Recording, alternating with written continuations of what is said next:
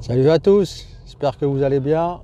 Bon, aujourd'hui, je vais vous parler pourquoi on va essayer de comprendre pourquoi en fait le mal de dos, surtout les lombaires, est le mal du siècle, on appelle ça.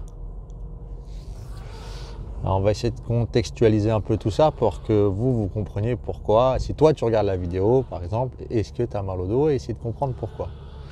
Les causes, on va dire principales, qu'on retrouve fréquemment chez, je sais pas, je dirais 80% des gens qui ont mal au dos. Je vous invite à regarder la vidéo jusqu'à la fin parce que je vais vous expliquer surtout en fait que c'est pas forcément lié à ce que vous trouvez aux imageries. Il y a plusieurs causes.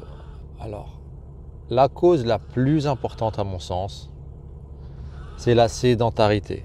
C'est les gens en fait qui sont pas assez actifs, qui bougent pas assez, qui font pas de sport. Et ça en fait, au niveau du dos, c'est très délétère. Au niveau de l'ensemble général du corps, ça va pas être bon. De plus, on a des métiers, beaucoup d'entre nous en tout cas, on passe beaucoup de temps assis, ne serait-ce que pour aller au travail. Soit vous prenez les transports, soit vous prenez la voiture. Rares sont les gens qui vont à pied au travail ou qui prennent le vélo. En tout cas, je parle pour les gens qui sont dans les villes, voire même dans les campagnes. En général, ça se passe comme ça. Donc on passe beaucoup de temps assis. Et la position assise, c'est assez délétère pour les douleurs de dos. D'ailleurs, la preuve, c'est qu'au cabinet, par rapport aux les gens qui ont des douleurs de dos et qui font pas de sport par rapport à leur métier, moi, ce que je constate, c'est que c'est les chauffeurs qui vont déclencher le plus de douleurs de dos avec des douleurs chroniques et persistantes. Pourquoi ? Parce qu'ils sont assis toute la journée et s'ils ne font pas d'activité physique et sportive derrière, eh ben, ils n'ont pas moyen de compenser ça. Contrairement par exemple aux gens qui travaillent dans le bâtiment, eux, bon, ils soulèvent des charges lourdes, mais globalement, ils vont peut-être plus développer des pathologies d'épaule, parfois des lombaires, mais quand même, vu qu'ils ont une activité physique, les symptômes sont amoindris, on va dire.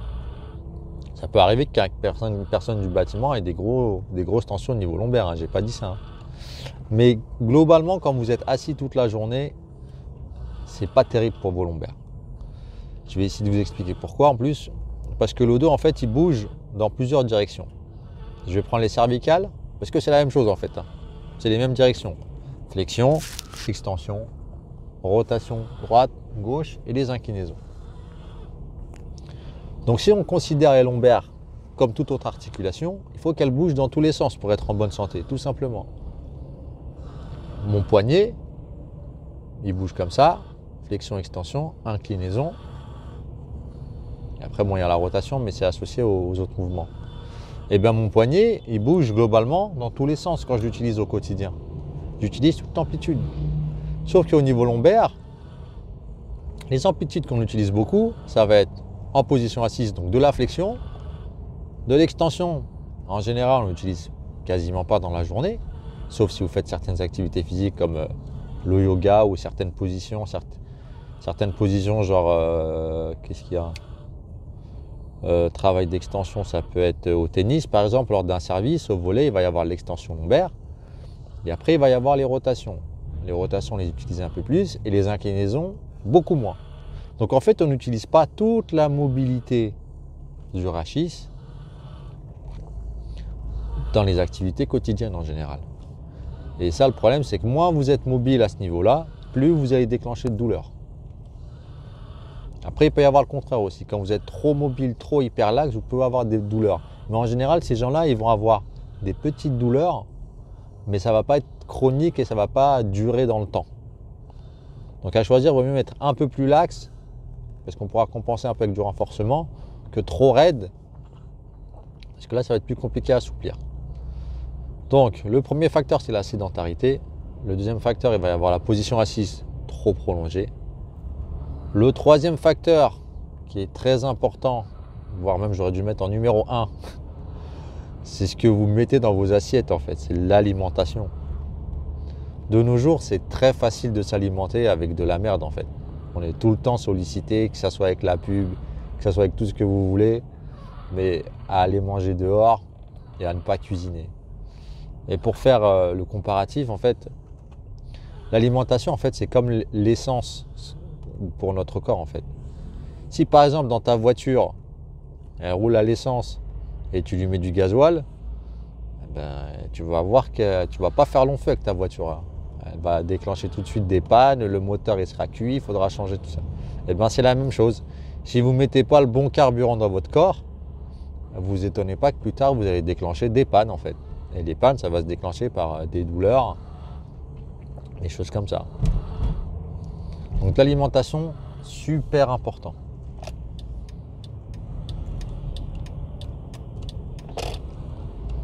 Ensuite, qu'est-ce qu'on peut retrouver? Il va y avoir le stress, mais bon, le stress, c'est général. On peut avoir des douleurs un peu partout par rapport à ça. Que ce soit l'épaule, le genou, les lombaires. Mais en général, le stress, vous allez déclencher plus des douleurs au niveau de la colonne vertébrale. Pourquoi? Alors, je vais répondre rapidement. En général, vous allez plus déclencher des dorsalgies. Ça a une dorsalgie, voire cervicalgie, des fois lombaire, parce que les zones émotionnelles au niveau du corps, elles se trouvent dans ces régions-là, au niveau dorsal, souvent. Qu'est-ce qu'il y a d'autre encore? Alors, on a dit l'alimentation. J'ai pas parlé du sommeil, voilà. Le nombre d'heures de sommeil aussi. Moins vous dormez, moins vous avez la capacité de récupérer. Et si vous dormez moins, en fait, ce qui va se passer, c'est que votre corps, il va tirer la sonnette d'alarme un peu. Et la sonnette d'alarme, ça va se déclencher par des douleurs. Et les douleurs, elles vont se situer dans les endroits, soit les plus fragiles, soit les moins mobiles. Et vous pouvez souvent déclencher des douleurs au niveau lombaire. Ça peut être ailleurs, mais les lombalgies, c'est ce qu'il y a quand même de plus fréquent. D'ailleurs, on va rebondir sur le sommeil. On est censé dormir entre 6 et 8 heures par jour. Donc 6 déjà, c'est que tu dors vraiment pas beaucoup. 8, c'est plutôt bien. Donc ça veut dire entre un quart et un tiers de ta journée. Donc si pendant un quart et un tiers de ta journée, tu dors dans une mauvaise position, ou ton matelas n'est pas adapté, ou ton oreiller n'est pas adapté, ça c'est plus pour les cervicales, tu as plus de chances, entre guillemets, peut-être de développer des douleurs au niveau lombaire. Donc là, je n'ai pas parlé de posture, parce que la posture, c'est un autre débat. Vous pouvez avoir une posture nulle et pas avoir de douleur. Ensuite, et pour finir, contrairement à ce que la majorité des gens pensent, vous avez pas mal au dos parce qu'on trouve quelque chose à l'imagerie. Donc ça veut dire, je sais pas, vous avez fait une radio, on a trouvé de l'arthrose. Vous avez fait un IRM, on a trouvé une hernie discale. C'est pas ça qui va déclencher votre douleur. Très souvent, c'est pas ça. Parce qu'en général, votre hernie, elle était déjà là. Votre arthrose, elle était déjà là. Mais c'est tous les facteurs qui sont autour. Le stress, la mauvaise alimentation, le manque d'activité, le manque de mobilité, le manque de sommeil, tout ça, cet ensemble-là, mis bout à bout, va déclencher votre douleur.